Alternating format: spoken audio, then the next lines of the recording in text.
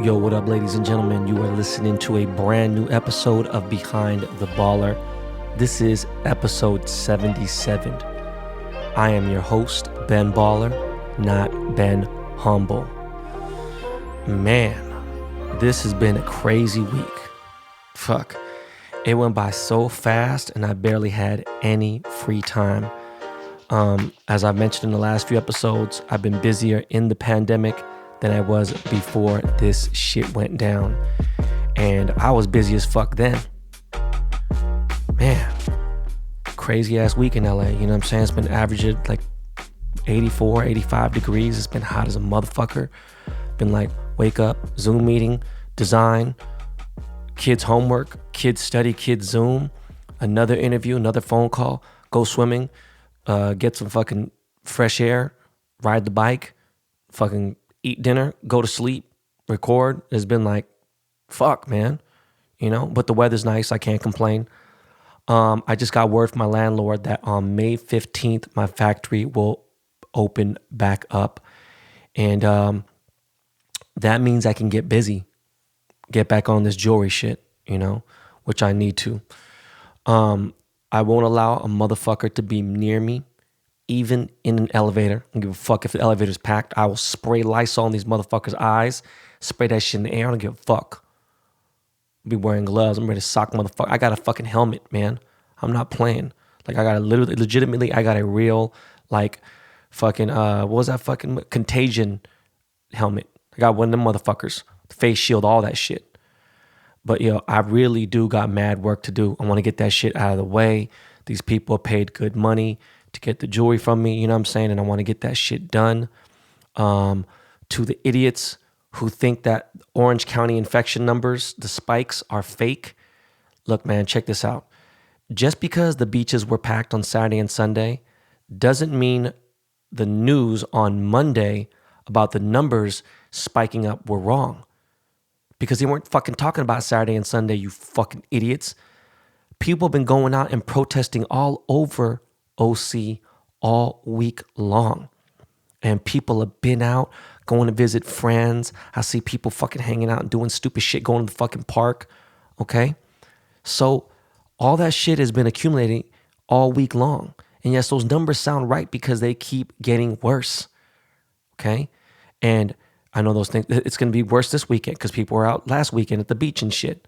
All right? I'm sure people go out, I don't know, let's see what, maybe the police do their job. I don't fucking know. People are doing wrong math. People are saying the craziest shit. I'm looking at motherfuckers add up COVID-19 and the number really comes out to like 17 or something. They'll be like Obama 7.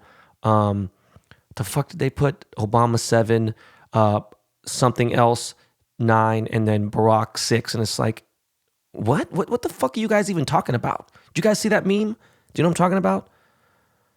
Man, look, what's crazy is New York City's numbers are declining, but yet now LA County's numbers are rising. And our death toll, it just keeps getting higher every day. Like, what the fuck? All right?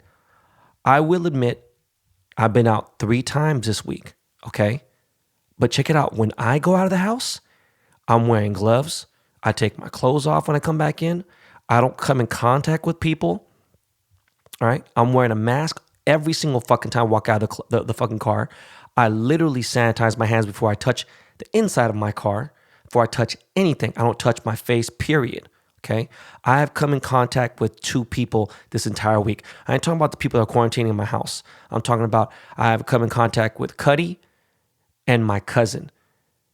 And every time I've seen them, we were 6 feet apart and nobody touched elbows, none of that shit. All right. Cuddy's been kind of relaxed, but he still got a mask. Cuddy got an N95 mask. You know, he's like a free dude. But listen, other people, nah, man. I'm seeing shit still on people's stories. People are like, oh, yeah, I got my friend coming over. What the fuck are you talking about, man? Like, you don't know where your fucking friend went. You don't know. And people are like, man, this is prison. This is that. Man, shut the fuck up. You know what the fuck you talking about, man? You sound stupid as fuck. People out here thinking shit is sweet. All right. Speaking of sweet, I love them deep fried Oreos. You know what I'm saying? The motherfucking that you get at where? The OC Fair. Well, guess what? The OC Fair is canceled this year, as it should be. It's the first time the OC Fair has been canceled since World War II. All right. And I don't know, man. I'm not even surprised. All right. Some people are dying to go out and be in the streets. Go the fuck out and be in the streets. You know, I haven't seen any citations really. I've heard about them here and there, but whatever. It doesn't mean it's not happening. But look, man, you already know motherfuckers ain't going to the movie theaters in Georgia and all the other shit that's open up in Georgia. Motherfuckers ain't doing shit. Okay. So if they ease up the restrictions, whatever, I don't know. I don't think New York City can. I don't know about LA. I mean, the traffic, I'm still seeing cars on the freeway and all that shit. When it comes to like, people want to work, and I get it. Some people work where there's a ton of traffic, like car factories or meat factories, and supposedly there's a meat shortage, and then they're saying there's not, and who knows what the fuck to believe anymore. I can't believe shit. I can only believe science, and I don't even know. It's crazy. I went to Whole Foods this week, and you know what? I went on a rant about it. I don't want to get too deep into it here, but this dude was trying to tell me what I should do with my money, and I can't stand that shit. I see that on Instagram a lot. Someone's like, hey, you know what you should do? You should do this. No, why don't you know what you should do? You should shut the fuck up, because you'll never hear me tell you what you need to do, okay? I hate people to tell me, look, you want to count my pockets? Cool. You want to tell me how I need to spend the shit that's in my pockets? All right, y'all need to get the fuck away from me, okay? But I went to Whole Foods by my sister's crib out deep in the valley, and this Whole Foods was there was like 15 people in the Whole Foods. It was huge. I didn't have to worry about social distancing. It was cool. They had damn near everything. I did not look for toilet paper or paper towels and shit. That shit we'll get into that later, but I don't fucking know. But those are essential jobs. Now, the people who don't work at essential jobs, and you're talking about something like Uniqlo or like H&M or, again, any kind of factory or something like that, right? Look, I don't know how they're going to figure this out, all right? How shopping is going to be. I don't understand. But my factory where I make my jewelry, it's different. I got 11 to 12 employees in there, right? Every single one of them has their own room. They don't need to they'll be 10, 20 feet away from each other, all right? So when we do open up on May 15th in my factory, I'll make sure that they stay to the motherfucking cells, which they usually do, okay? They don't got to be around each other. I'll make sure that everyone has an N95 mask. Thank you to BlkLabelCo. They blessed me. I showed them some love just out of nowhere. I didn't ask them for no money. They asked me how much, like a partnership would be and everything. And I kept it real. I was like, look, man, if you want to advertise on my Instagram page, I ain't gonna lie to you, man. It's gonna cost like 25 bands. And I know Shade Room was way less, but that's just what I do. And so I'm not tripping, but I want to show you guys some love regardless, because you know what? You took care of me. And I paid for the service. They're offering a service. They're an independent company. They didn't really try to gouge motherfuckers. So, I showed them some love. And you know what? They reciprocated, and they came and sent me a box of N95 masks. I didn't ask for that shit, but they said that, I showed them a lot of love. So it was like, cool, man. But anyways, all my employees have masks. They got gloves in there. Motherfuckers are working with gloves anyway because be fucking my hands up. I got, you see my nails be look crazy. But like big factories, yeah, it sucks. I mean, I'm sure they're gonna figure out some way. I mean, motherfuckers are getting infected at Amazon and at fucking Google and Facebook and other shit. I don't know how the fuck this is gonna work out. They're gonna have to figure out a way to social distance, or obviously they're gonna get sick. Dumb fuck, dick fuck, stupid fuck, Elon Musk tweeted yesterday, "Free America now," in all capital letters, right? And then someone found a tweet that he tweeted 3 years ago, quoting Mustafa Kemal Ataturk. Ataturk. I don't know if I pronounced his name wrong, but he quoted this dude's tweet. He quoted this dude's words, and he said, "If one day my words go against science, choose science." Well, okay, Elon, it's time to choose science, okay? You listen to two idiots who own urgent care facilities in Bakersfield, California, who didn't even have actual scientific evidence in their studies, and you back them up, man. You know how fucking irresponsible. You're actually a smart dude. Come on, man. You do some dumbass shit. But, oh, Ben, you do dumb shit. I'm not a fucking billionaire, supposedly genius to change the world and go to the moon and all this other bullshit. Come on, Elon. You're smarter than that, all right? But you just become a bigger clown each month that goes by, all right? I know you want to be like Steve Jobs, but the only thing you and Steve Jobs have in common is that you are both shitty dads, okay? That's not good, man, all right? Everyone knows that has listened to the show, I will take being a great dad over success any day, all right? You could still be successful, okay? You could still be a millionaire. You could remember, you could have $989 million and still be a millionaire, not be a billionaire, right? It's a very far spectrum, but you could still be very successful and still be a good parent. But yeah, it's got to be real hard to be as busy as Elon Musk or like a Steve Jobs or someone else and have enough time to spend with your kids. Some people don't want to. You know, they're addicted to work and everything else. All right, those people, look, man, it fucks with your kids. Later, you're going to realize that. But, you know, I used to have a lot of respect for Elon Musk. You know, I don't know what it was. I didn't really know too much about dude, but he's out of your fucking thoughts. You know, dude is out there. And I'm not dirty macking him at all. Look, man, good. You know, cool. You're having threesomes with fucking Azalea Banks, who's... I don't want to get into that because she's just going to start. I mean, she might even listen to this podcast because she follows me. But, bruh, you got another baby on the way coming soon. I'm not even going to talk about what you named the baby. That's your business, okay? But making money, and I'm sure the baby will be financially set, making money is the easy part. You know that, all right? And for those right now who are scratching your heads, okay, again, I, at one point, was kind of a fan of Elon Musk, right?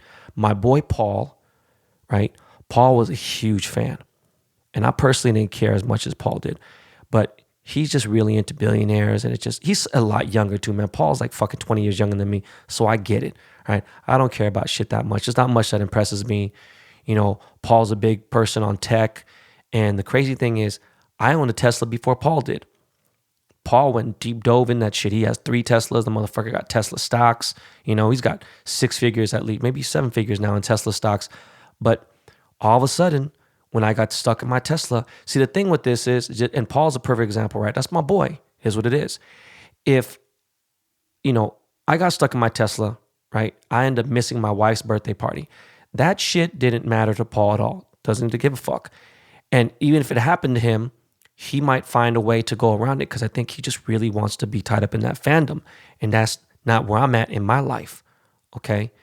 There were so many other idiots with opinions, like these Tesla fanboys, like they're like Trump fanboys. You know, they come out with their opinions and they back up Trump with the stupidest shit. And then you know how fucking dumb it is when you back up somebody who's saying 2 + 2 = 6 and you say, you stupid motherfucker, it does. You know how fucking dumb you are? 8 = 6, you stupid dumb fucking chink. You motherfucker. Make America great again. And then Trump's like, you know what? I have to say this. I was totally joking. 2 + 2 doesn't equal 6. And then you got the idiots who backed him up and defended him, went crazy. And then how do they feel? You know? These Tesla fanboy idiots, when I got locked in my car, they were like, first of all, let me ask you a question. How many people in the world carry a glass breaker? One of those little emergency little things at the end of a knife or thing that, you know, it's like metal. It's a metal tool that can break a windshield. Okay. I would bet less than 0.0001% of America does own a fucking window breaker. All right. I was stuck in my Tesla for almost 50 minutes. All right. Thank God it was a somewhat cool night. I posted it in my stories. In fact, you know what the crazy thing is? That was exactly 2 fucking years ago. My wife's birthday, you know, passed a couple weeks ago, but literally that shit was 2 years ago. I posted it on my stories in real time, and somehow it got on a Tesla hate page.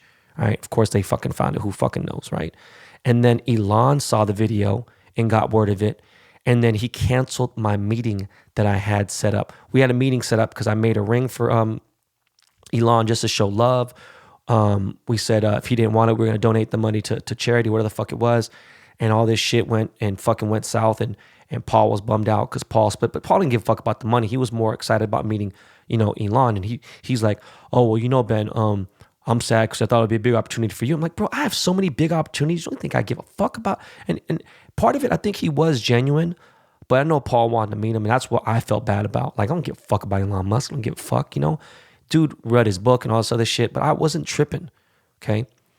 But me and Paul had like a fun little trip that we were going to plan up there, like a 48 hour, we're going to drive up in the Tesla. I had a Model X P100D, right? All done up. I had Platinum Motorsport murder the car out. I had Unplugged Performance get me lowering links.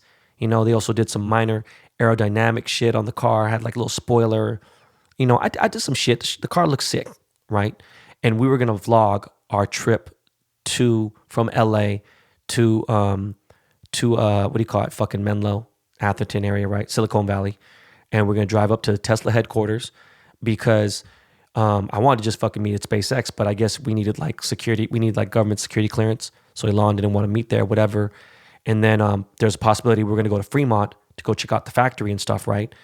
But then when Elon canceled, his dumbass executive assistant, she decided to get cute with me and tell me like why and everything else. She's like, oh, why'd you do that? Why'd you say this? If you didn't say anything, he wouldn't out. What, bitch? What, you stupid ass, dumbass bitch? Because I got locked in a motherfucking car, one of your stupid ass fucking punk ass cars, and I was letting motherfuckers know that this shit could happen, right? And bringing awareness. Elon's going to cancel the meeting. So I put her on blast. I put him on blast. And she got into a world of shit. She was fucking begging all kinds of Tesla employees. Tesla employees were fucking DMing me. Hey, man, you think you could take down that page? Man, fuck you. I ain't taking shit down. But anyways, back to Elon. You are a whole bitch. A whole one. All right? Instead of canceling my meeting, you could have actually tried to make it right. Okay? We could have fucking talked about something else. Whatever. And it made you look way better. All right? But you went the whole route. Okay? Your employees contacted me and obviously admitted fault. You bought back my car, all right? Tesla bought my car back from me for $25,000 above market price. I didn't give a fuck. I just wasn't driving that car again. My wife was like, I will never get back in that car again. She's like, fuck that shit, all right? I signed 2 sheets of paper. Didn't even have to fucking go anywhere. They came and picked up the car. We were done. No questions asked, nothing, all right? And before that happened, I had already ordered a Founders Edition Tesla Roadster.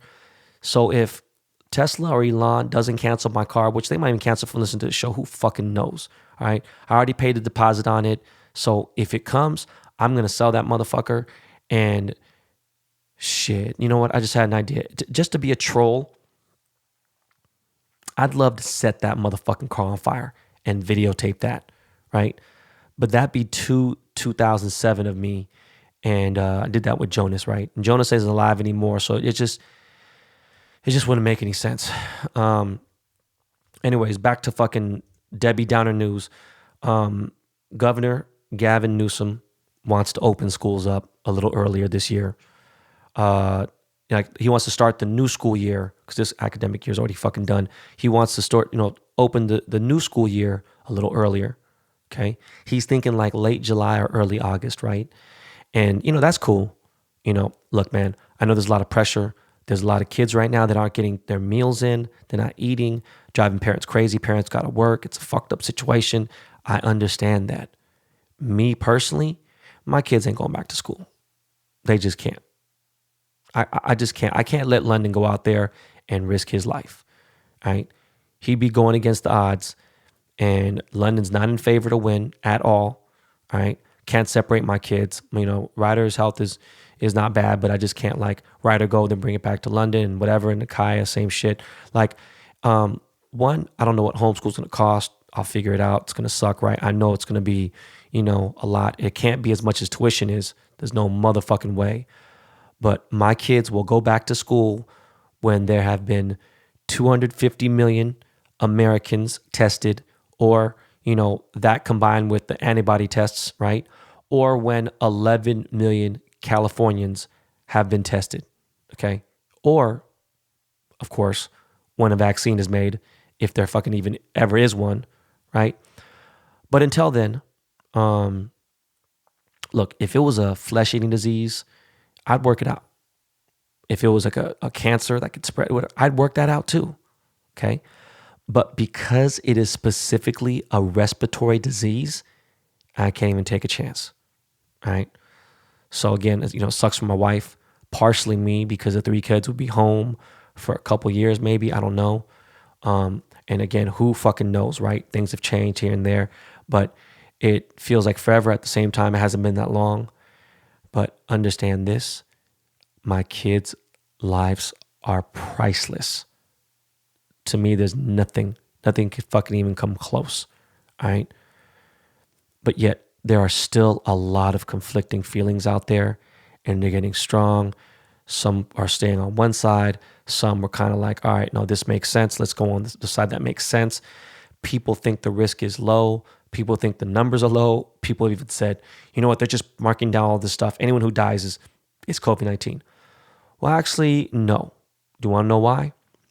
Because you weren't even getting a fucking test for the last 2 months if you tested positive for the flu. If you tested positive for the flu, okay, it was not COVID, period. That was the sure sign of it. If you tested negative for the flu, then yeah.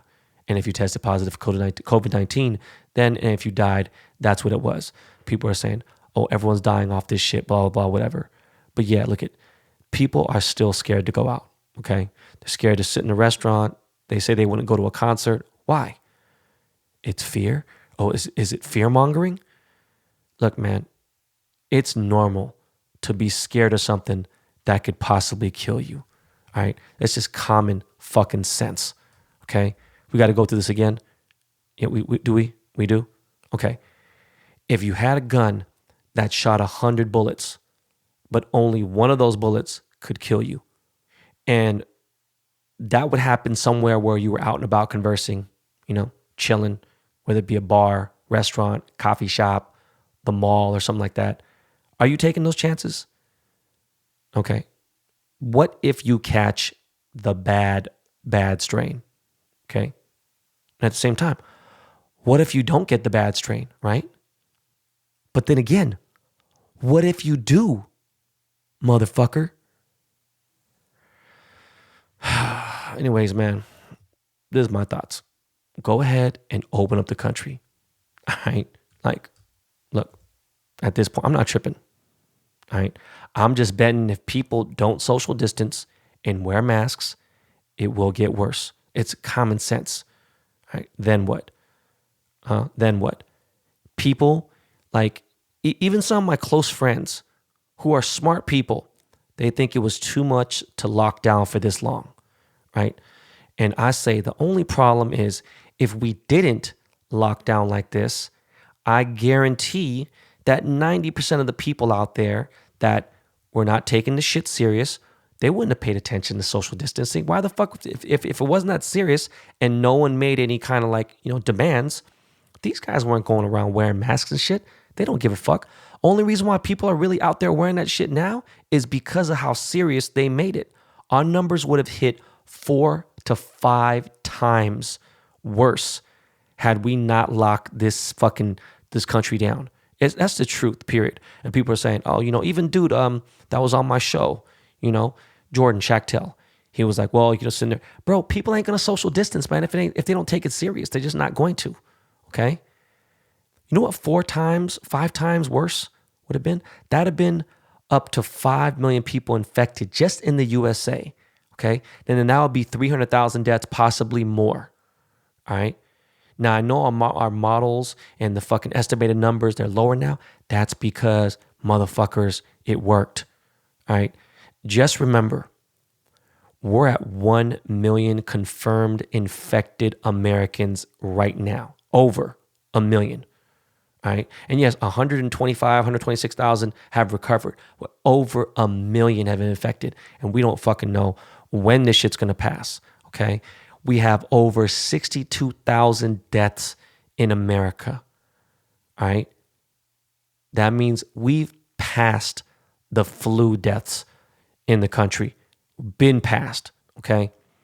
The fucking flu, influenza, will not kill this many people even if we add next year's numbers to it, okay? we've killed way more motherfuckers, and it could get worse. And obviously, they said it's going to be a fucking, another outbreak. And I don't want to talk about that shit. Look, man, I am done talking about COVID-19 for this episode. All right, check it out, man. We got a really good interview with someone I respect so much. Fuck, man. Being a diehard Seahawk fan, aka a 12, it's been a roller coaster of an offseason with the trades and all this other shit that's going on. I thought that honestly, I thought our draft picks suck. Come on, bro. Like, what the fuck? The situation with Clowney. I don't know what we freed up money, but I don't even know are we getting this motherfucker or not? And then we got our injuries and all that shit, right? And one of our precious players, it's crazy because our O-line kind of sucked for a while. And our O-line was decent last year, right?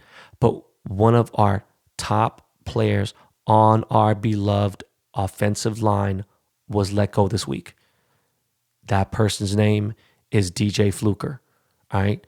And he was a total class act about being let go, about this whole situation. And honestly, no cap, this is one of my favorites, if not my favorite interview on Behind the Baller so far. His story is so tough, but also very inspiring. So Miles, you know the drill. Hit me with a little LL intro music, and let's get into this DJ Fluker interview.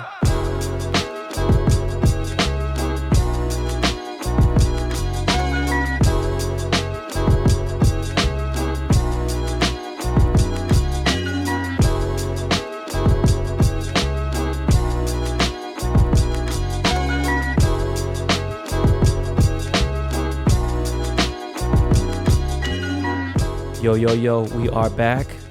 You are listening to Behind the Baller podcast. You already know. Listen, this is a very special episode because you know how high and how deep I put the 12s inside my heart. And it's been like a kind of crazy last few days. We got a very special guest. We got my man DJ Fluker in the house. DJ, what's good, man? Man, I'm up, man. Just chilling, working out, man. You know me. Man, it's crazy. All world offensive lineman.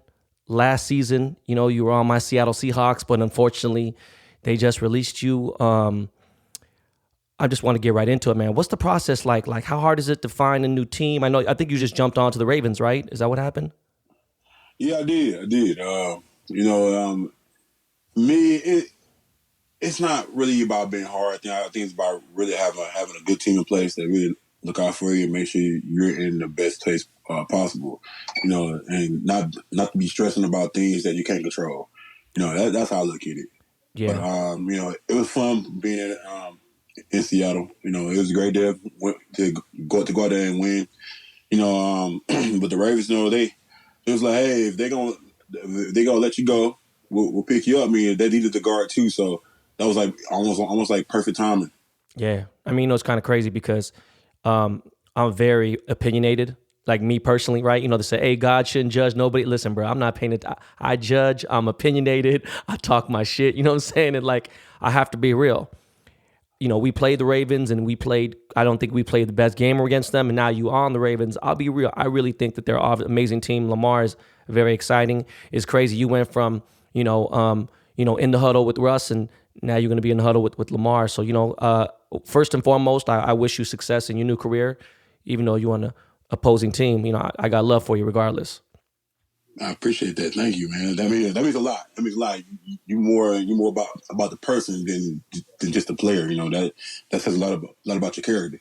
Well, also at the same time during the season, I kind of built a small relationship with you and talked. And in the last 8 years, last season was the most I connected with the team, the organization, a lot of the players. And if anything, I was like way more in the streets in 2012, 10, 11, 13.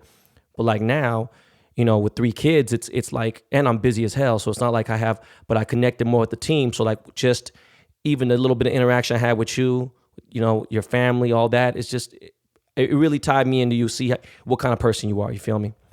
How have you been spending the quarantine, bro? Like, where are you now? I'm still in Seattle right now, training right now as we speak. And actually, just been talking to my family just about every day. Checking on my kids. Spending time getting to know who I am. I mean, as you can tell, I know people have. I've been watching the news. People have lost their jobs, and for instance, I have people like, well, we're losing our job. Look, the other day I lost mine, right? You know what I'm Yeah, saying? So yeah, it's a proof of fact that it happens to everybody. Not just people who work at CEO companies, and things like that. So it can happen to anybody. And for me, I just remain humble and keep my team close to me. That's what matters. The people that support you and love you in that way. So that's what I've been doing. Make sure everyone in my family is good. Checking on them. Make sure they're not sick or anything, or if they need anything. You know, um, I think that's what it came down to for me. right. So, I think coming from where you came from, growing up where you grew up, I want to go back to there because, we going through a tough time. And it's still going, we don't even know what's going to happen, right? It's a weird thing. It could come back in the fall and whatever. And it's an uncertainty, but you kind of know about those type of things. So let's go back to you growing up in New Orleans, right? What were some of the favorite memories, when you was a kid playing, growing up in New Orleans? Like, is there anything that sticks out of your mind?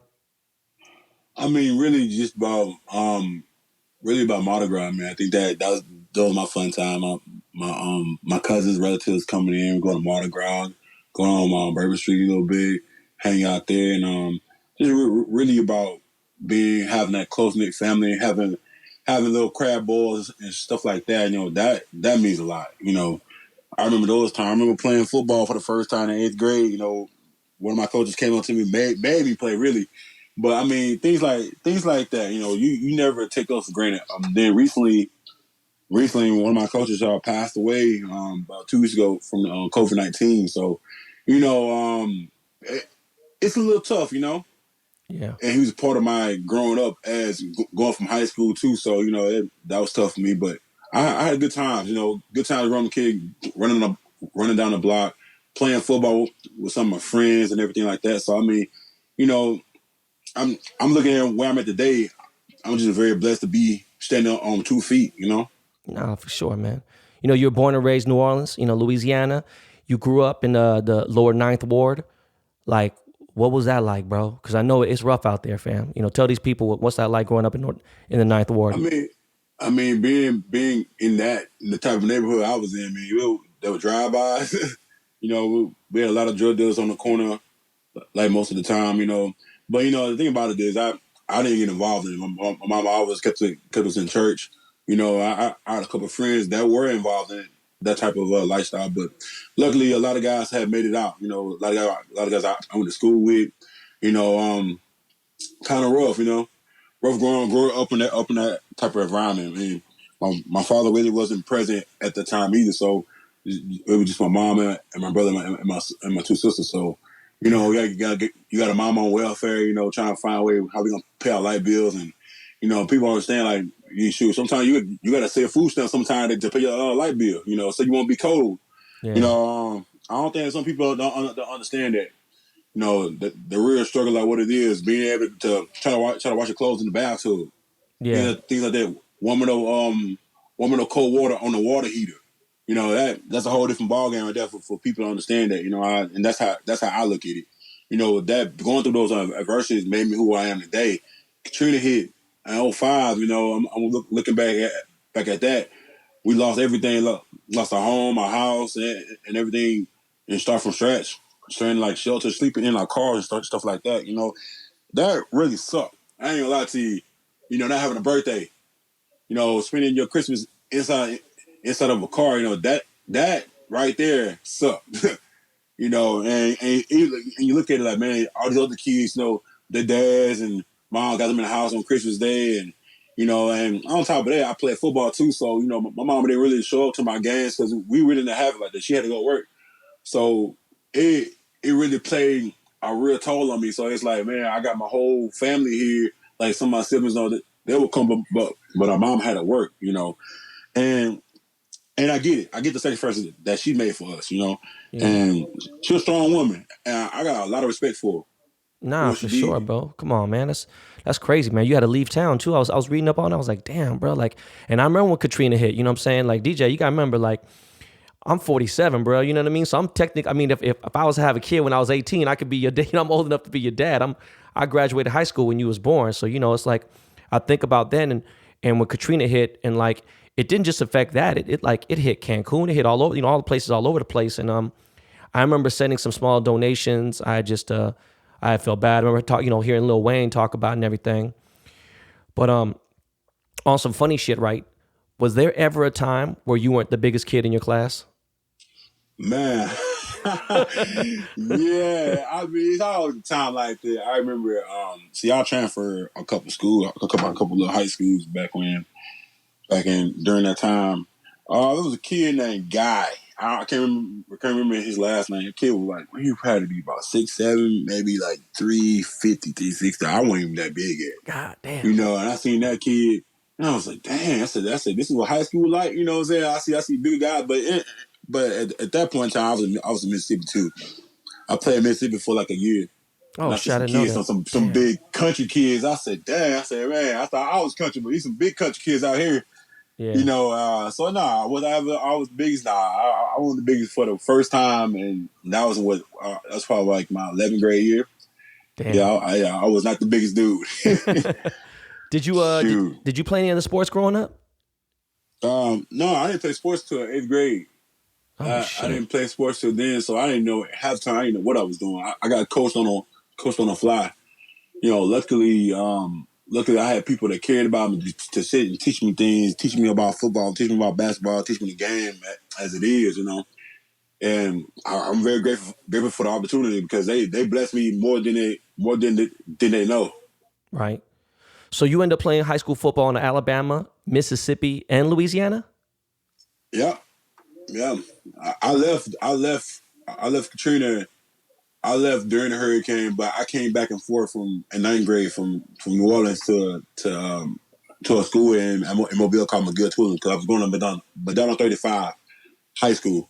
So what was the biggest like what's the big difference between Louisiana and Alabama high school football? Was there a big difference you could tell or just I I mean, for as people, for playing, I mean, those kids in Louisiana are pretty big versus playing in Alabama. I mean, down in Mobile, there ain't too many 6'7", 6'6" guys running around unless they're like on receivers or something like that.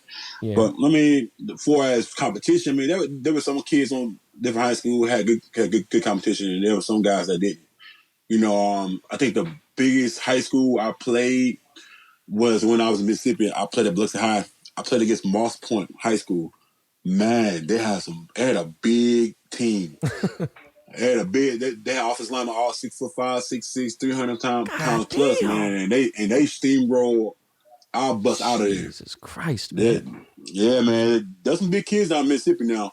I will say that. Mobile, not so much. They got a couple guys here and there on different teams, though, you know. But the competition was pretty good. Let me tell you a funny story real quick, just because even though I don't ever talk in the interview, I usually let you talk. But, bruh, man, my sophomore year in college, I transferred to a D2 school because D1 just kind of rough. And I transferred to a D2 school so I can play, right? So one of the teams in my conference is Sonoma State, right? Small school in Cali. Their starting O lineman, their star is Larry Allen, one of the greatest linemen in the history of NFL. Okay. Wow. So I'm on the third team. I come in on the track, boom, and the first play is a screen pass, and Larry Allen is right at me. I'm a cornerback. I'm left corner. You know what I'm saying? And my DB coach is like, "You got to run right through him. I don't give a fuck who he is." And I'm like, "God damn!" And this dude, it's the biggest dude in the world. I've been in a motorcycle accident before where I've hit a wall, Wow. and it was less painful than me hitting Larry Allen. Like, just letting you know, it was some big motherfuckers, bro. That was a. Damn. But how'd you end up playing O line, man? Did you love it, or did it take some time to get used to? Like, Oh man, I hate it. I hated playing all this line. I was a defensive tackle. Actually, I was a nose tackle. That's what I played originally. oh Nose tackle, shit, nose and 3 tech. That was my thing. They could not block me. nice. High school, they hated me. It was like, dude, you too big, you too strong, and too fast to be playing in this position. You know, but it was fun though. It was fun playing D line. But I switched to offensive line my senior year of high school. At one point, I had stopped wanting to quit playing football. During that time, but one of my coaches found me, and well, actually before this happened, before I even got to that part when I switched over, I was in Mississippi. What happened my junior year? I was homeless. Well, after I got kind of like brought up by some people that my mom kind of dealt with. It was kind of not a good situation. But I ended up homeless, you know, for a good little while. But I ended up landing back on my feet again. Ended up going to Fuller High School down in Alabama. And that's where I met Julio Jones and Robert Lester, who also went to Alabama as well. Yeah. But I had gave up on football. Honestly, I was like, I got to work. You know, I got to make sure my mom and stuff like that have a meal on the table. So, and that's what I started doing. And I met my coach. I met a coach named Ty Watson. He also coached Antoine Oldham, the football player, not that football player Antoine Oldham, defensive end. He also co-coached him too. And he seen me in the hallway and said, "Ain't you Fluker? DJ Fluker, the 4-star prospect?" And I was like, I was like, "Nah, man, that's not me." I was trying to deny it, but he was like, "You too big not to be that guy." And they ended up looking me up about a week into school, and when I transferred there, and it was like, "Dude, you playing football?" Man, I power fought it for like a good 2 weeks straight for not playing. Yeah. But finally I played. I also met some good friends out there. Actually, one of my good friends to this day is Trevor Graves. I played D line with him for a little bit until I switched over to offensive line. Yeah. And it was a cool transition. I started playing football again, started finding my love for the game again and my passion for it. I already had scholarships already, but I really had to get my grades right. They were good, but I needed them. Already? Yeah. God damn. Yeah. How many? I had scholarships as a sophomore I mean, how in many high colleges? school. How many colleges recruited you I back had then? every college in the country. I was a number one recruit in the country when I God came out. damn. So you even I had was a USC, 5-star. USC. Yeah, I had USC in the school in the big D1 school. I had that scholarship So you had in big Oregon, D1. I had bags of. Ohio State. I had everywhere. Ohio God State, damn. Clemson, Auburn, Alabama, LSU, USC, UCLA. I had every school. Every school after me because I was that guy. Honestly, I was No, physical. I looked it up, man. You know it was good. Like, so what was the first school that offered you a scholarship? Clemson. Clemson offered me off my first scholarship, but the thing about Clemson was they spelled my name wrong. They called me DJ Fluker, and I was like, nope, I'm Yeah, not no. going there. I Yeah, cut that's it a up, sign. threw it away. Yeah, that's a sign. Uh, So when's the first time you met Nick Saban? I made Nick Saban in 2007. What the hell? 2007, I met Nick Saban. Because at the time, my friend Sardell Corley, who played at LSU, was going to go to Bama, but he changed his decision later. But I ended up going at Mexico State, but I already had minds of coming there, kind of. But I was kind of leaning towards LSU though, LSU because that's where I'm from. You know what I'm saying? Yeah, for So sure. I ended up playing there, and I ended up going meeting Coach Saban, great guy, cool dude.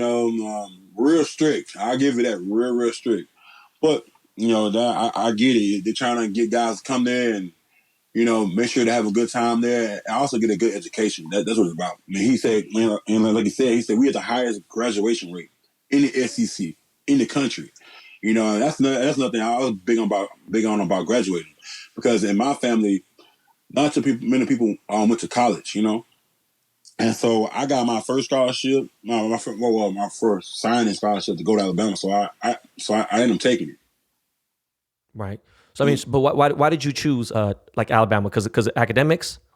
But the graduating. Yeah, that's the thing. I want to graduate. I mean, if football didn't work out, I had to have a degree. I had to be able to go work too. But football, man, being Alabama, it's like a dream come true. Really, I mean, when I got there, the people embraced you. The players they all wanted you to come there and be a part of a family. Being able to win, be a part of a tradition. You know, and being part of a winning tradition. That's what it was about. Guys coming in winning championship, leaving behind a legacy, being an All-American. I was like, dude, I can do it, and you see your you see your name on the big trunk. We going out there to the field to be recruited. It's like, man, it's amazing. Yeah. I want to be a part of that atmosphere. And also, at first, if back in the day, a lot of black kids didn't go to Alabama. They didn't really go to Alabama until USC, because USC was the first really real college team to really have black kids on their team. And during that time when I want to say Brad Bryan, during that time when they played against USC, they got beat so bad. It's like, hey, we need to start recruiting more minorities like on the team, and that's what happened. If you go back and look at the history, that's really how. Nah, bro. Hey, how look it at man. started. My let's see. I got recruited in '90, so I think my team was maybe 30% black. I think maybe, and it was like I didn't, and them white boys, they listen to some music I didn't fuck with. You know what I mean? So I didn't really hang. Of course, I'm hanging out with minorities. You feel me? Like it was a couple Mexicans. Right. It was it. So check it out, man. You won 3 national championships in 4 years at Alabama. Man, what the hell was it like when you was going to school there? Was people just going crazy? Like, man, when you play Alabama, you're a god on campus. It's what it is. You the man. You literally run the school. Literally. I mean, that's what it's like. It feels good to walk into classroom and kids like, dang, I sit next to this guy in class, man, and we have a conversation all the time. He won that championship. It's an honor to even win, to even be in that predicament, to even get that far. The classes are even like how I said, the classes are great. I mean, people are a lot more happy. The people are a lot more cheerful. They're in a great mood because our team is winning. We're producing. We're doing everything that we set out to do, and we're doing it. And Alabama, they are a real classy school. And shoot, to be a part of that, man, it's just an honor in itself. No, that's it's crazy, man. 2012, you were an All-American, and why don't you tell because I got a lot of inspiring football players who are young. I got older people who have their kids listen to the show when I get an NFL player on here. So what did it take to become the best at your position? Because you won All-American in 2012. Any tips you can give these kids? Man, the thing about it is it's about working hard. This is what someone told me. Let's say every day you wake up in the morning, you are competing with someone across from you. That could be your teammate. That could be a guy across from you. There's a guy on a different team. There are guys that work. There are kids that are working up every day to come up and take your job from high school. And that's how I looked at it. The guys that are coming in to be like recruited to come in and to take your spot. And I said, I gotta be on top of my game every day, putting in extra work, running harder, doing extra drill work. Because at the end of the day, you gotta be the best. You own your only competition. And that's how I looked at it as a player. That's how I looked at it in the classroom, and that's how I look at it in life. I'm my only competition. The only person that can hold you back is you. Real talk. I tell people on my show all the time, the only competition I got is that person I look in the mirror and see every single day. That's it. I ain't got no other competition. So let me ask you, man, what was it like being teammates with, Heisman Trophy winner Mark Ingram? He's on the Ravens, right? You got Amari Cooper on the Cowboys. You got worldwide receiver Julio Jones. Like so many NFL players you played with before they made it to the league. Did what was it like being teammates with these guys? Man, it was great. They all had great work ethics. Especially Julio. Julio was just a freak of nature. Yeah, He was crazy. a monster. I was in the weight room. I was working hard. Real manable person. And same thing for Cooper. Cooper will run the same route 20 times in practice and make sure he perfected that route. Because the same thing he do it practice, he do it in the game. Mark Ingram, he was one of them guys. He talk trash to you, but in the end of the day, he know I'm the man when I step in that backfield. He already knew it. Because his dad played in the NFL too. I remember his dad, yeah. So I mean, he had it embedded in him already to be destined to be great. But hey, for real, like real serious. Between those 3 people, right? Ingram, Cooper, Julio, did you know they was going to be stars in the NFL? Or did you be like, oh, they going to make it to the league? Or did you knew that they was going to get their shine? Well, Julio was a given. I played with him in high school. That was a given. I already knew he was going to the league. Oh, from just high looking school? at him and seeing the way he worked. From high school, you knew Julio was going to be. From high school, you knew he was going to be in the pros. Man, I played with him. In high school. That's how I knew. My senior year at Foley, that was his. My junior year at Foley was his senior year at Foley. So I already knew about him already.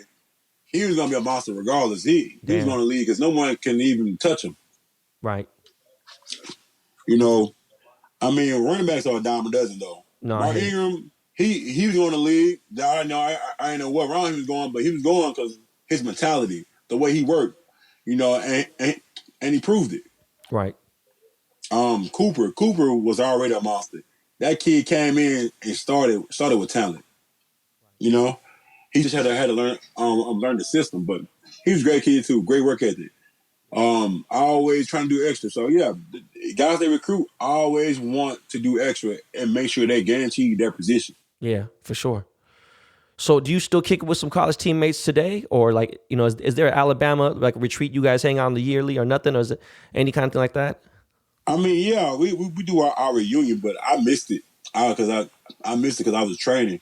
But yeah, we do it every 10 years. And sometimes some guys make up parties. We'll come to Birmingham sometime and drop in, but they just put out in the 10 message. But the thing about playing at Bama is that you're never forgotten. You always gonna have teammates. They're always gonna keep in contact with you. That's the best part about playing at Bama. No matter where you go, highs or lows, they're always gonna keep in touch with you to make sure you're good and okay. Well, you know what, man? Let me ask you a question, man, because you don't seem like the type of dude. Was you a party? Like you partied a lot in college? You have some, party stories, or nah, you wasn't much of a party dude?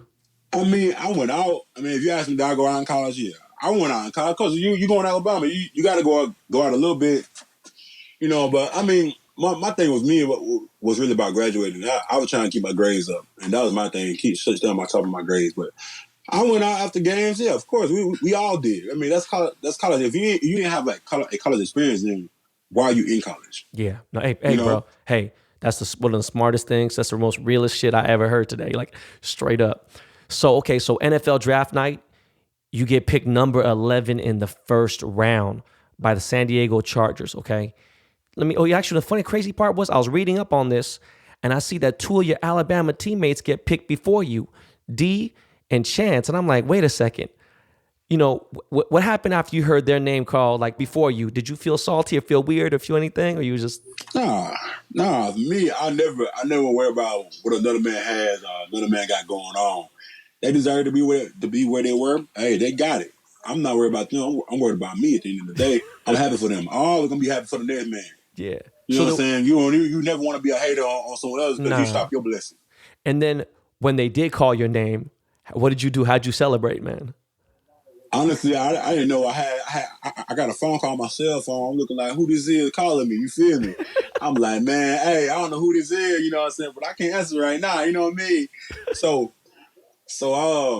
I ended up answering the next call. The next call came on top of my table, so the big phone started ringing. So I was like, all right, cool. So I guess I'm getting drafted, you know. Answer the phone. It was Coach McCoy at the time with the Chargers. Gave me a call, and for 1 minute, everything I've been through in my whole life flashed before my eyes. For that 1 minute, all the struggles I went through, all the hard work I went through, being homeless for a good amount of time, eating out of garbage cans, hanging with my family, eating sardines, eating Spanish sandwiches, being cold, sleeping in the car. All those memories start going through my mind. Like, dang, I finally accomplished something that would took me so many years to do, but I did it in less than 1 minute. Yeah. Man, I broke it down for a minute, but look, that camera started coming. I had to dry them tears up. You know what I mean? You don't catch me on TV crying like that. Yeah. But the thing is, man, it was a great opportunity, and I was so blessed, man. You have no idea. God blessed my family in ways people don't even understand. Nah, man, it's beautiful, man. What's the first thing you bought with your top pick money? Of course, man. Every kid that grow up, man, from the hood, we buy them out my house. Now, come on, now, you know this. Let's keep it a buck. You feel me? Yeah, for sure. That's crazy, man. So what do you think, what was the biggest transition from college, though, from Alabama to the NFL? What was the biggest transition, man, honestly? The biggest transition for me, I think, was really trying to learn the plays. The game speed wasn't really too much of a difference because Alabama, we do pretty like it's the NFL, of course, because Coach Saban makes us practice at that high standard. Yeah. You know? But yeah, I think it was like one step different. I think from college to the NFL, Damn. and when I got in my first game, everything became back natural again. You know what that says? That says that Alabama really is that close. You know what I'm saying? Like they that good of a program for you to just jump in. Because I got boys from UCLA who get in the pros like, damn, this shit crazy.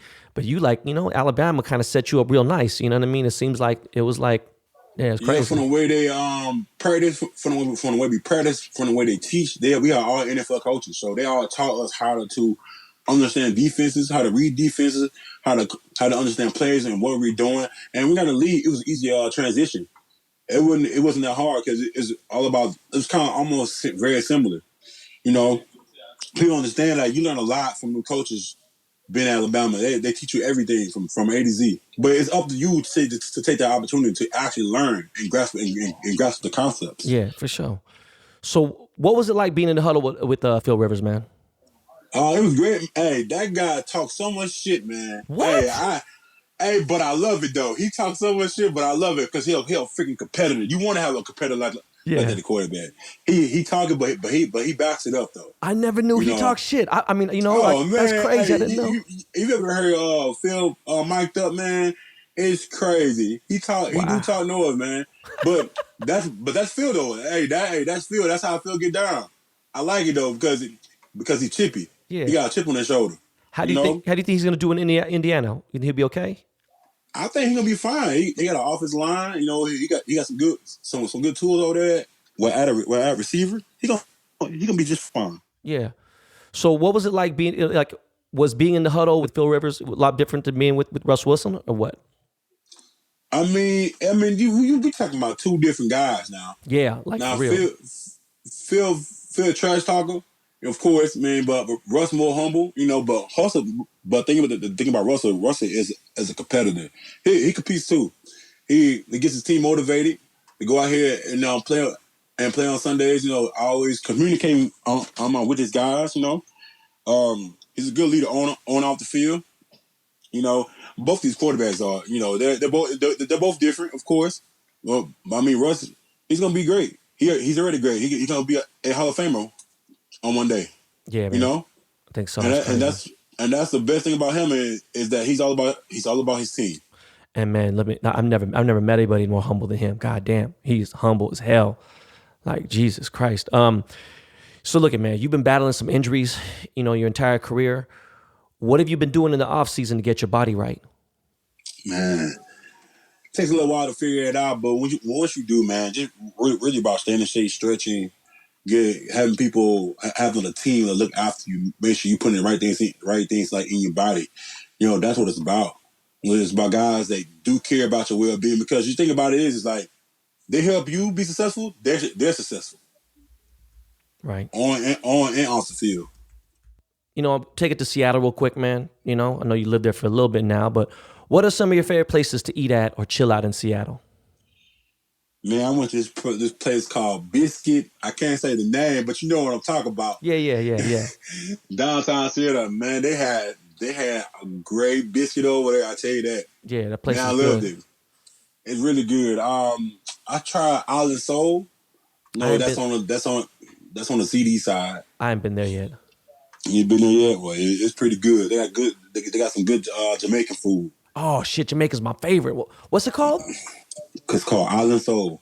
Island Soul. Okay, I'm definitely gonna have to check that out, man. I mean, are you gonna miss Seattle? Of course, I'm gonna miss the team, but I'm gonna miss the fans though. The fans, oh man, the best fans were crazy.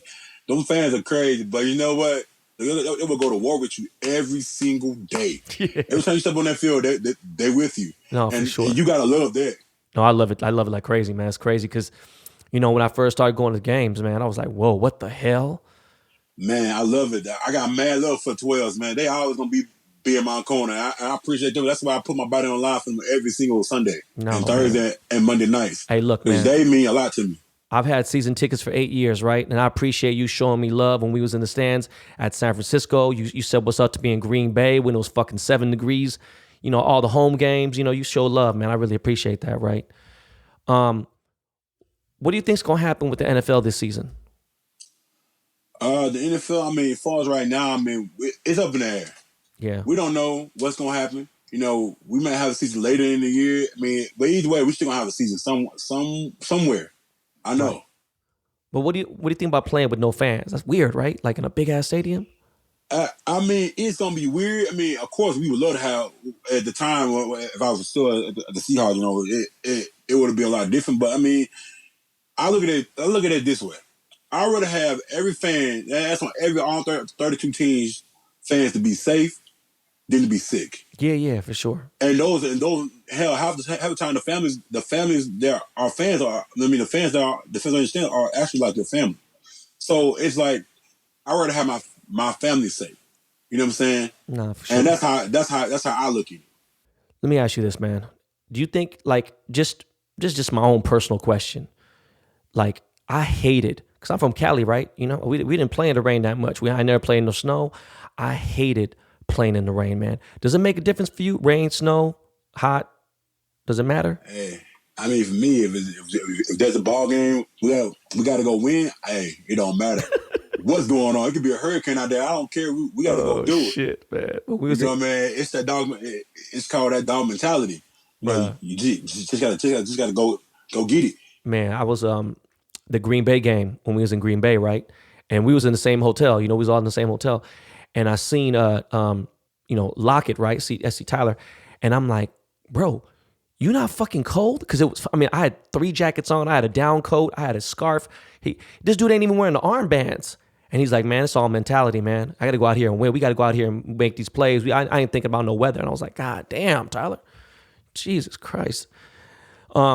Anyways, so DJ, man, that's it for the interview, man. I really appreciate you coming on. The last question I ask every single person who is a guest on my show is there anything you would like to ask me?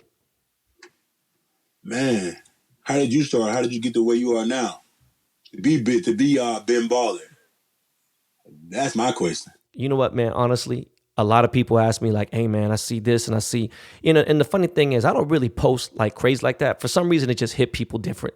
You know, you see guys that post a car every day, a watch every day. And I really just mostly post my family. That's what I love to post my kids on my stories. And, I'm more about, that's it. I'm a father and husband before anything else, before I'm a jeweler, entrepreneur, anything.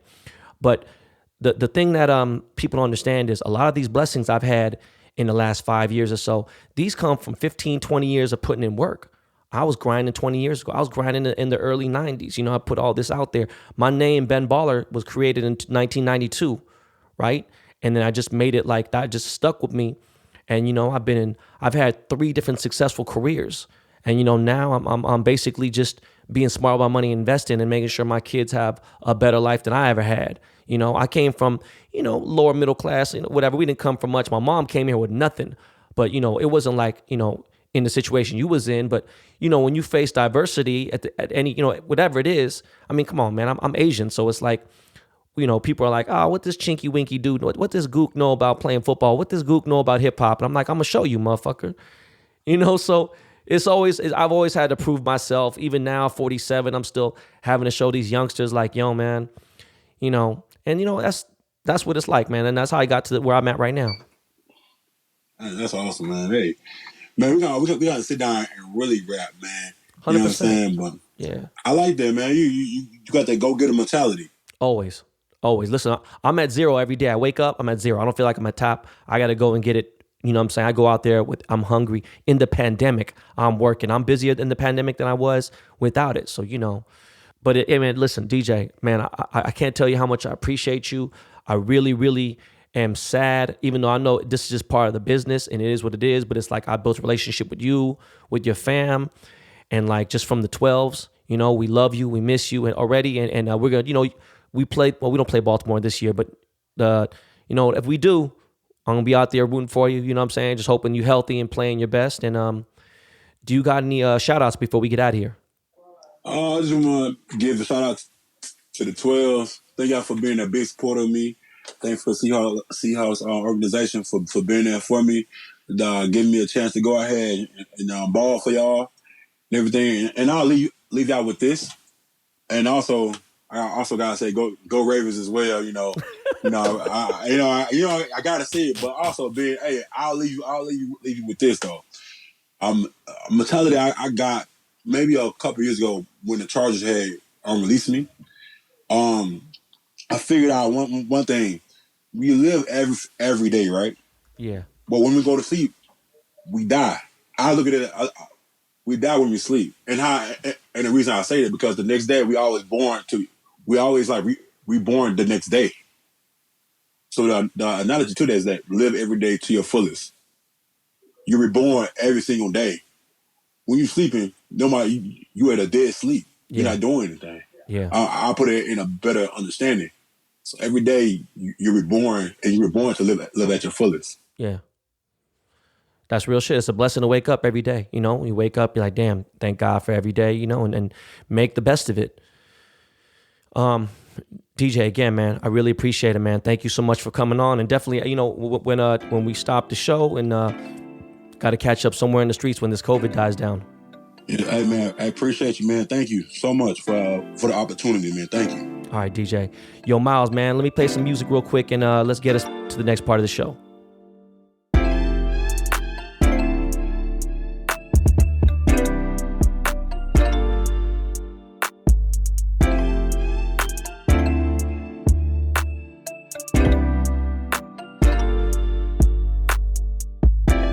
We're back, and it was so dope that DJ got picked up in literally less than 48 hours, and congrats, man. Nothing but blessings to that man. You know, the fucking Ravens are exciting, man. I think they, they're dope. I don't know what the fuck happened at the end. I don't know, man. I don't feel like, oh, well, the pressure got to him. I don't know, man. Lamar Jackson's a bad motherfucker, and now DJ's over there, and, it says a lot. But again, who knows if we will even have an NFL season, all right? Someone in my DMs people kept fucking tagging me like, oh man, you see your fucking bitch ass Lakers take this $4 million government loan. Listen, I'm not going to address that fuck shit $4 million bitch ass loan. Lakers qualify for this shit. I don't fucking know. Man, you know what, man? People, rich or not, whatever. I know there's other people that are fucking, that are starving, doing worse. Look, man, they gave it back. I don't know what the fuck, whatever, but that shit's done. Okay? But speaking of the Lakers, I'm still following that Kobe ring auction, right? It's ending soon. The one that his mom is selling, and the Olympic ring, okay? But from me mentioning that auction, right? I was approached like via DM, all right? Someone who owned a genuine 1980 Lakers championship ring, all right? That was Magic Johnson's first ring. So this shit means a whole lot to me, okay? I'm talking about, some dude the other day was like, are those actual genuine championship rings? Like, what kind of fucking dumb fuck would go and are you guys, like, of course it's very difficult to get one, right? They're only given to the players in the front office, right? Why the fuck would I post one that it just doesn't make any sense, okay? Anyways, I got this ring from this girl. Thank you very much. So now I currently own 6 Lakers World Championship rings. And I'll add them all to my sports memorabilia Hall of Game. All right? You don't even know where the fuck that is, and you don't need to know. Speaking of memorabilia, my third card, my third redesigned rookie card under the Project 2020 series. That's with Topps baseball cards, right? My third card dropped yesterday. It was Mike Trout, all right? It's a bad motherfucker, okay? And as of right now, I am the highest selling card to date in that series, all right? Mike Trout is a fucking beast, okay? For those listening right now, you have just about 24 hours to buy the card. It's still available for $19.99, all right? My Ichiro card is going for $175 all day long, all right? That's over 8 times the original retail price. So trust me, this one will be worth something no matter how high the print run, okay? The dope thing about these runs is there's a Willy Wonka type gold 1-of-1 card that is randomly sent to one of the people that buy the regular $19.99 card. Okay? So I didn't know that there was fucking one for Ichiro because it's not for sale. I haven't seen it on eBay. I haven't seen it nowhere. I haven't seen the one that I did for Frank Thomas, okay? But I'm putting it out there, all right? There is a gold Willy Wonka 1-of-1 card, okay? I bought 100 of these Mike Trout cards for myself, right? I'm going to sign all 100. I'm going to give some of the people, some of my friends, some other people. I'm going to get some of these graded. I'm going to sell a few. So, it's my fucking right to do that. All right. Remember, I don't get any of these for free. This is a project I did. I got paid for. So this is a whole different situation. But remember, I will be doing some signings because a lot of stores have contacted me. And I'm down to do this shit once coronavirus takes a chill pill, And once these cards get graded and signed, they're going to go up a lot in value. That's for sure. And I'm looking forward to hitting Mill Creek Sports in Seattle, Washington. I think that's going to be dope, especially if, people come by with the Ichiro and the Ken Griffey Jr. card and stuff and everything, which hasn't come out yet. But if anyone listening to this podcast right now gets that gold 1-of-1 card, I will pay $4,000 cash for it. Okay? No questions asked, just hit me. For anyone listening to this podcast right now and who was able to get an Artist Series card, a 1-of-20 artist proof. If you got an artist proof Mike Trout, I'll buy it for $400. All right? If you got an Ichiro, I'll pay $600 for that card. Just DM me. I was able to buy a Frank Thomas on eBay. But again, if you got an artist proof of Ichiro or you got an artist proof of Mike Trout, let me know. I'll buy that motherfucker. All you got to do is DM me on Instagram, DM the podcast, email the podcast, benballerpod@gmail.com. One of them shits. I'm ready to go. All right. I actually can't wait to drop the other 17 cards. I keep coming with that heat. This has been so much fucking fun. I can't tell you. This Mike Trout card is really like I outdid myself. And yes, the Ken Griffey Jr. card is coming soon. You got to hang tight. I am going to do my best to keep turning up on these cards, but I know on Ken Griffey, I got to give it all because that was like my favorite player in the whole set. But right about now, I want to tell you guys again, my boy Joe Vargas, right, a.k.a. @Hustler. I want to tell you about him because he's a solid dude, right? I spoke in the episode last week and I said I needed some paper towels and Lysol, and my man sent me some like he was part of the motherfucking Red Cross, okay? But right about now, it's time to pay back and show love, okay? Joe's company, BuyLegalMeds.com, is the truth, okay? Real talk, I have been sipping that Cloud9 syrup. The watermelon and grape flavors are my favorite, right? I've been taking it to the head, right? I've been sipping that shit straight out the bottle. I've also been taking some, put in a couple tablespoons, right? But I've also mixed it with Sprite and it fucking is delicious. I'm gonna lie to you.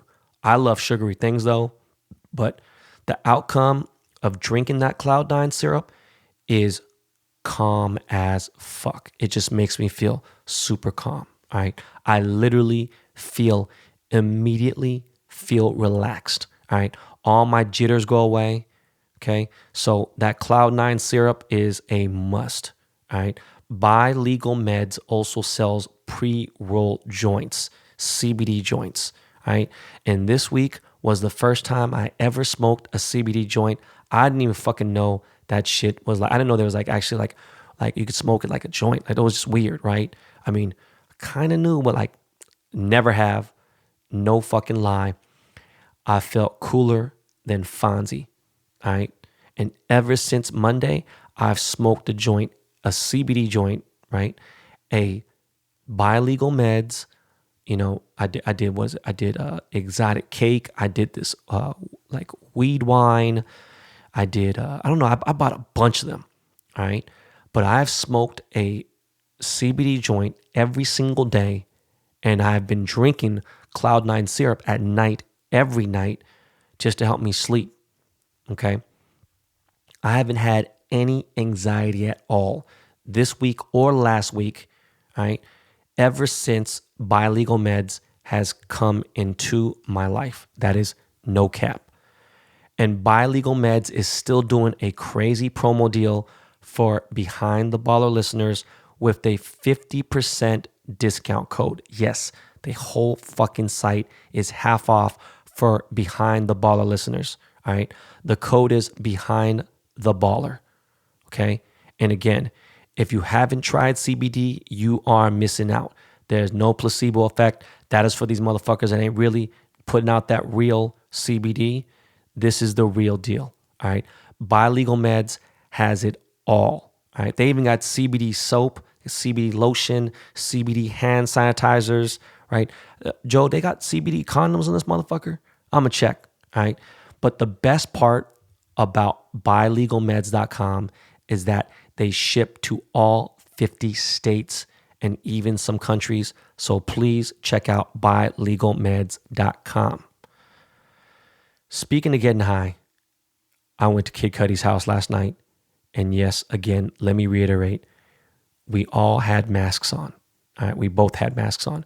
He had one, I had one. All right, I had to handle some business, and my dude called for me, so obviously I had to handle that shit, right? And that's my boy. So I went over there, gloves, mask, chilling, and I got to hear some new music. And man, yo, this boy Cud was spitting bars, all right? I'm talking like he was really spitting bars. This wasn't on no singing shit. I mean, he was rapping for real, okay? Yeah, I heard some humming, but he was bussing lyrics, okay? I can't wait for some new shit to drop. And I already know next year, we were talking about it, next year's chain, our next chain collaboration, me and Cudi, is just going to be fucking crazy. All right. Dude's imagination is dope. Create some whole new shit. I'm jumping all over the place. But yeah, I'm going to start this new show called Outer Banks on Netflix.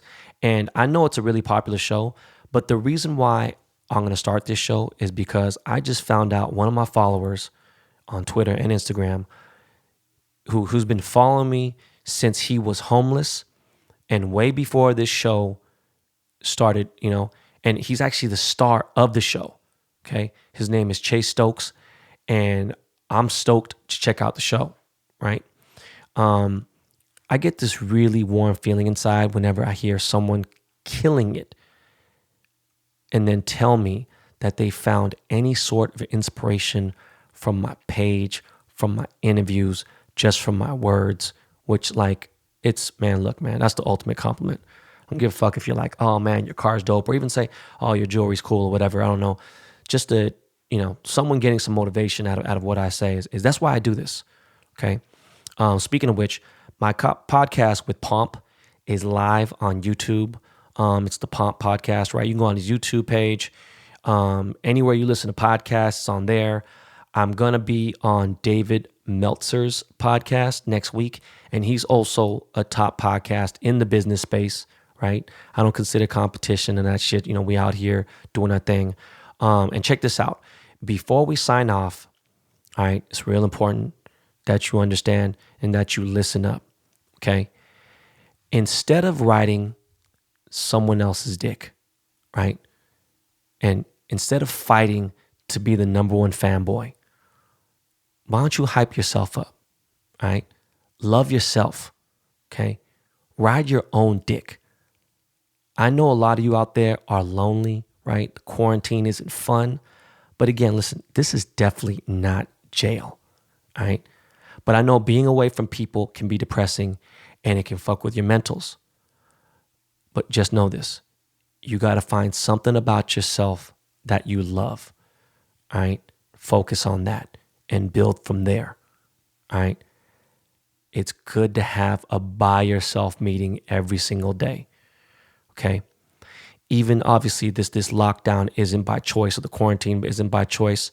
Spending some quiet time alone every day is good for you, all right? I'm telling you, I've never wanted to be alone, but I'm like a super independent person, and it's weird. But trust me, when you find that deep down love for yourself, okay, you'll set your standards a lot higher, and you'll want to protect your energy a lot more. You'll be able to protect your energy a lot better once you find that deep down love for yourself, okay, you got to just sit and just chill. Get on some meditation shit and just find just a quiet area. Close your eyes. Try it for 2 minutes. Try it for 5. Eventually try it for 10. Don't go 30. Your motherfucking ass might fuck around and fall asleep. But that's good. Just, be calm. And as hyped as I am, I need to do that shit, And there's a lot of things I hate about myself, but really, they're insecurities because I really do love myself. And the love in my life, in my personal self, overpowers any kind of flaw I got. All right? But you already know it wouldn't be a Behind the Baller podcast episode if I didn't say, this is not your practice life. All right? Think about that again. This is not your practice life. Remember, tough times don't last. Tough people do. All right? This too shall pass. All right, y'all. I love you guys. That's it.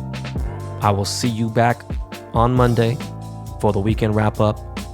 Lakey Lake, take us to the crib, homie.